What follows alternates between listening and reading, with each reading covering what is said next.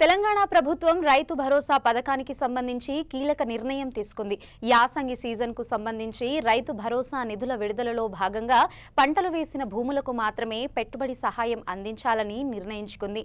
దీనివల్ల ఈ సంవత్సరం దాదాపు 10 లక్షల ఎకరాల భూములకు రైతు భరోసా అందకపోవచ్చని అధికారులు అంచనా వేస్తున్నారు. ఈ నిర్ణయం వల్ల కేవలం సాగు చేసే రైతులకు మాత్రమే రైతు భరోసా పథక ప్రయోజనం చేకూర్చడం, ప్రభుత్వ ఆర్థిక భారాన్ని తగ్గించడం దీని ముఖ్య ఉద్దేశం. తాజాగా నిర్వహించిన ఉన్నత స్థాయి సమీక్షా సమావేశంలో ముఖ్యమంత్రి రేవంత్ రెడ్డి ఈ మేరకు ఆదేశాలు జారీ చేసినట్లు సమాచారం. గత బీఆర్ఎస్ ప్రభుత్వం రైతులకు పెట్టుబడి సహాయం అందించేందుకు గాను రైతు బంధు పథకాన్ని ప్రవేశపెట్టింది. మొదట్లో ఎకరాకు 4,000 ఇచ్చారు. ఆ తర్వాత మరో 1,000 రూపాయలు పెంచి ఎకరాకు 5,000 చొప్పున పెట్టుబడి సహాయం అందించింది.